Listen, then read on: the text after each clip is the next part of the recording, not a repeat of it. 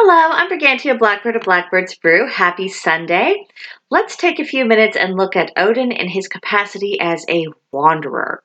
Now, if you look at illustrations of Odin's, you'll also see him pictured as usually an older, although still quite robust, man who has one eye, a gray hat that kind of shades that missing eye. He has a gray cloak, and he's usually carrying either a staff or a spear. He actually served as inspiration for the character Gandalf the Grey in the Lord of the Rings stories, but the similarities between the two don't end with physical appearance. They both traveled the length and breadth of their world. Now, to the outside observer, all this wandering may seem a bit aimless or capricious, but I think Odin traveled with purpose. Not in the sense of having a super firm destination that he wanted to get to, but he was looking for something, and he was driven by a desire to seek out knowledge and wisdom. Now, on the Wisdom of Odin channel, I recall watching a video in which a young lady was discussing how she was making an oath to devote her own inclination towards wandering into a wandering with purpose and allowing it to be a means of spiritual enlightenment and for that journey to have greater meaning. And that kind of roving is going to be familiar to many pagans and witches because, in essence, that is the spiritual quest to seek out and learn what is so, what is not so. How does the cosmos actually work on both a scientific and a spiritual level? What is the meaning of it all? Where can wisdom be found? And how can we develop that quality within ourselves? So the example of Odin's travels aren't just stories for us to tell and enjoy. There's something deeper to be gleaned from it. Now, despite being the king of Asgard and the king of the gods, Odin was notorious for just taking off and seeing what else was going on throughout the rest of the worlds and getting into all sorts of situations as a result. Sometimes he traveled by himself, a feeling that many solitary practitioners can relate to. And learning to fuel your own fires to keep going on that kind of journey requires more self-discipline than what is sometimes acknowledged. It takes a strong spirit not to give up and not to require external validation. Now, other times we see Odin, he has companionship on his journeys. Just as we are sometimes blessed to have close friendships with the spiritually like-minded, it benefits everyone involved, just as it can be of benefit to have someone around on a literal journey. But this leaves us with the question of why did Odin go wandering off when he had responsibilities of the throne to keep him busy, to say nothing of family obligations? This is where speculation comes in, and my thoughts on the subject should be treated very much as theory and definitely not as fact. But here's what I'm getting out of it. Maybe the weight of his responsibilities is the reason why Odin traveled. The old saying, heavy is the head that wears the crown, didn't come into being without reason. I think it's possible that getting away for a while may have renewed his spirit. Also, the process of getting the crown and the process of actual rulership are very different. Perhaps Odin found the day-to-day minutiae of rulership tedious in the extreme. And if that's the case, I can't say that I blame him. It's really not a fun job if you actually look at what that kind of direct rulership entails. Odin was also driven by a thirst for knowledge and wisdom. We don't learn or grow if we never face challenges or new situations or encounter different philosophies and customs. The argument can be made that because Odin was king, it made it all the more necessary for him to explore and to come to know and understand as much about the rest of the world and the various peoples within it, and about the nature of wisdom. If you can't see past the end of your own nose, you're not going to be very effective, not as a king and not as just a person living an ordinary life. It leads to stagnation, and stagnation is inherently dangerous. Another possibility is that Odin may have seen his travels as a means of testing himself. You know, overcoming limitations by any means necessary, as northmythology.org put it in one of their articles. He seemed to want to have as many tools in his toolbox and at his disposal as what was possible, be those tools magical or mundane. And Odin doesn't strike me as the kind of deity who just surrenders to the whims of fate. He seems as driven to chart his own course as Loki is. Now this brings me to another question. Why did Odin travel in disguise, oftentimes dressed as an actual peasant? One possibility that occurred to me is to avoid attracting undue attention. People would treat Odin differently than they would a common traveler. So Odin's tendency to go about in disguise, that may have strongly influenced Norse philosophy and customs about hospitality. You never knew if the stranger at your door was one of the gods in disguise. So putting your best foot forward and being hospitable was more than just fulfilling one's communal duty. There was an overlay of spiritual significance as well. Now, humans and other sentient beings, we do tend to be hierarchical, and we do behave differently towards those who we consider to be of a higher rank than ourselves, and he just might not want to deal with it.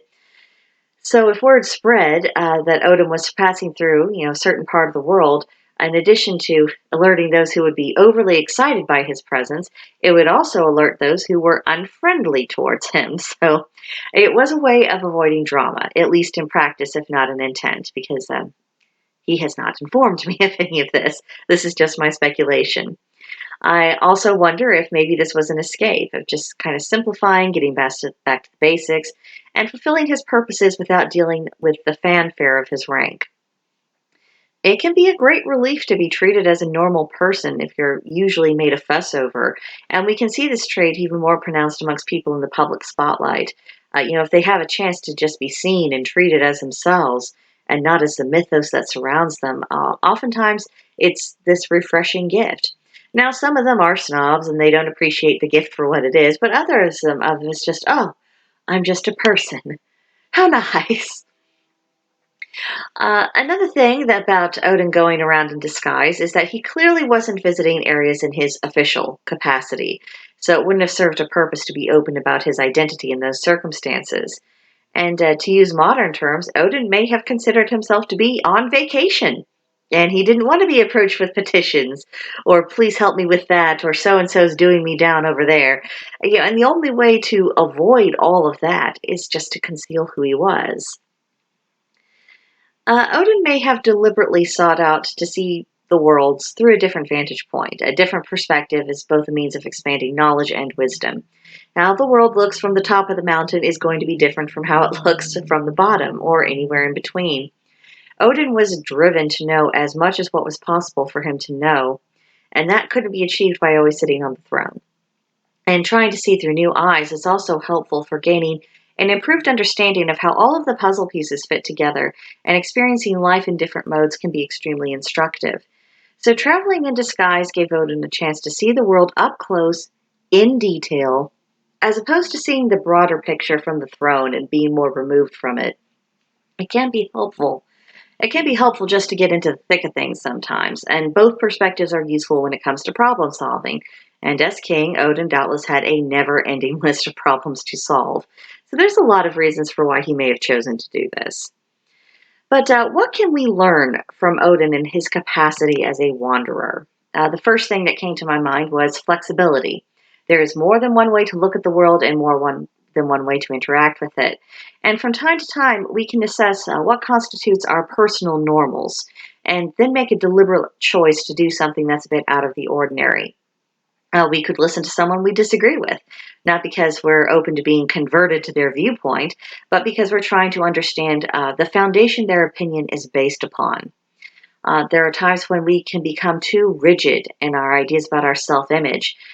Who we really are and who we imagine ourselves to be are often different things. So, are we feeding a false idea, and do we become combative when it's challenged? Maybe we have an opportunity to grow out of our own illusions. Another lesson is to be open to experiences outside your norm. We can make a list of things we've never done, but have always been interested in trying, and then we can seek out opportunities to, give these things a go and cross things off the list. We could also look into subjects or learn new things that we haven't previously explored. It could be useful one day.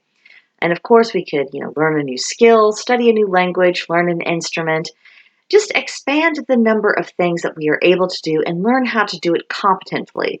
And then if you become proficient, learn how to kind of work your way up.